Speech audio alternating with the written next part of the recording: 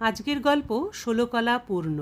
পেঁয়াজ আর কাঁচা লঙ্কা কাটার পর বউয়ের মুখের দিকে তাকিয়ে বললাম, আমি আর এসব কাটতে পারবো না, আমার হাত জ্বলছে। বউ মুখের ওপর ধমক দিয়ে বলল, আদা রসুন বাটবে কে? সব করে তারপর উঠবে। আর সকালবেলা যে এতগুলো কাপড় ভিজিয়ে রেখেছো, সেসব কাপড় ধুয়ে দেবে কে শুনি? পেঁয়াজ কাটার জন্য এমনিতেই চোখ জ্বলছে, তার ওপর কাপড় ধুয়ে দেওয়ার কথা শুনে মেজাজ আরও খারাপ হয়ে গেল।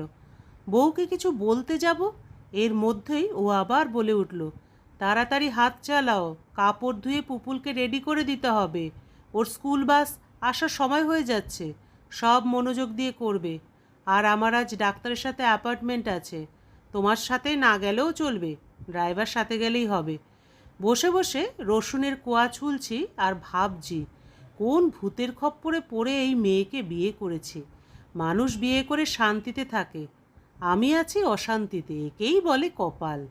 মনোযোগ দিয়ে কাজ করছি, হঠাৎ ল্যান্ডলাইনে ফোন এলো। হ্যালো স্যার, আপনি কি আর অফিস আসবেন না? দেখো ম্যানেজার, তোমার ম্যাডাম প্রেগনেন্ট, ওকে রেখে এই সময় অফিসে যাওয়া পসিবল নয়। তুমি আপাতত কিছুদিন অফিস চালিয়ে নাও, যা যা লাগে বাড়িতে এসে করে নিয়ে যেও। আর বাড়িতে আসার আগে আমাকে একবার ফোন করো। ম্যানেজারের সামনে অফিসের বস পেঁয়াজ রসুন কাটছে দৃশ্যটা হঠাৎ মনে হতেই ওর আসার আগে ফোনের কথাটা বলে দিলাম, বলেই ফোন রেখে দিলাম। আচ্ছা, ব্যাপারটা খুলেই বলি। আমার আর ওর বিয়ে হওয়ার 1 বছরের মাথায় আমাদের প্রথম সন্তান পুপুল হয়।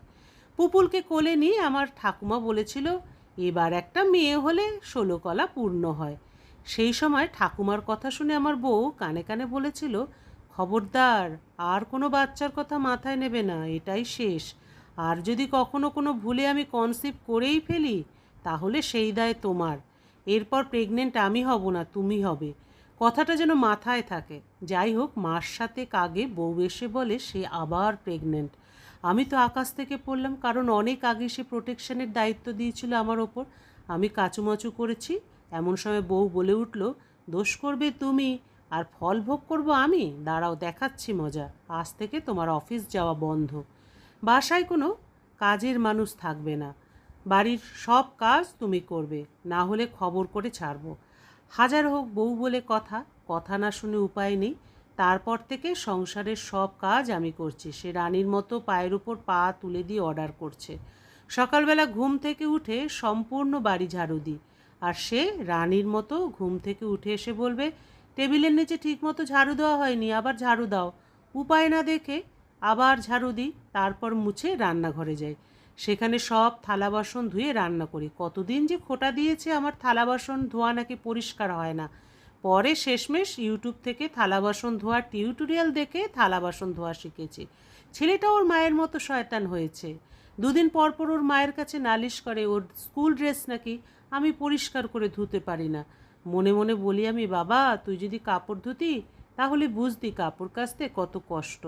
আর ছেলে আমার বদ অভ্যাস আছে, প্রত্যেকটা দিন স্কুল বাস আসার টাইমে তার বাথরুম পায়। এদিকে স্কুল বাস হর্ন দেয় আর আমি ওর বাথরুমের পাশে দাঁড়িয়ে থেকে বলি, কী রে বাপ তোর হলো? সে নবাবের ছেলের মতো উত্তর দেয়, বাবা স্কুল বাসকে ওয়েট করতে বলো, আমার আরও একটু সময় লাগবে। সম্পূর্ণ দিন এসব করি আর মনে মনে বলি, বাচ্চা হতে কত দেরি মহুয়া। অবশেষে আবার ছেলের বাবা হয়েছি। ঠাকুমাও তার নাতির ছেলেকে আবার দেখতে এসেছে। আবার ঠাকুমার সেই একই বাহানা, এবার একটা মেয়ে হলে 16 কলা পূর্ণ হতো। ঠাকুমার কথা শুনে বইয়ের মুখের দিকে তাকালাম। আমি ওর চোখের ভাষা জানি। ও মনে মনে বলছে, নেবে নাকি আর একটা বাচ্চা? আবারও তোমাকে দিয়ে লঙ্কা পেঁয়াজ কাটাবো। দ্বিতীয় গল্প, স্বামীকে অবহেলা। স্বামীর সঙ্গে ঝগড়া করে বাপের বাড়িতে এসেছি। স্বামীর সঙ্গে ঝগড়া করে বাপের বাড়িতে এসে বলেছিলাম, তোমার সংসার করব না। স্বামী তখন নির্বাক হয়ে শুধু চেয়েছিল। বাড়িতে পৌঁছাতেই ভাইয়া প্রশ্ন করলো, কি ব্যাপার আয়েশা, তুই হঠাৎ বাড়িতে? কেন, আমি কি আসতে পারি না, নাকি আসা নিষেধ? না তা বলিনি, তুই তো সাধারণত আসার আগে জানিয়ে আসিস, আজ বলিসনি তাই জিজ্ঞাসা করলাম। ও আচ্ছা, আমি একটু বিশ্রাম নিচ্ছি। ভাইয়া তখন বলল, ঠিক আছে তুই বিশ্রাম কর, আমি বাজার থেকে কিছু নিয়ে আসি। এমন মুহূর্তে ভাবি বলে উঠল, বাহ দরদ দেখি উতলে পড়ছে বোনের জন্য। আমার বাবা মা এলে বাজারে যাওয়ার নামগন্ধ থাকে না, আর বোন বাড়িতে আসতেই বাজারে চলে যাচ্ছে। বলছি পকেটে টাকা আছে তো, নাকি বাচ্চার স্কুলের টাকা নিয়ে যাচ্ছ? ভাবির এমন কথায় ভাইয়া বলল, আরে এমন করে বলছো কেন বুঝলাম না। তোমাকে বাজারে যেতে হবে না, বাসায় যা আছে আয়েশাও সেটাই খাবে, ওই টাকাটা নষ্ট করো না। ভাবির মুখে এসব কথা শুনে আমি কি বলবো ভেবে পাচ্ছিলাম না। পৃথিবীতে এই ভাইটি ছাড়া আর কেউ নেই আমার। বাবা মা অনেক আগেই মারা গেছেন।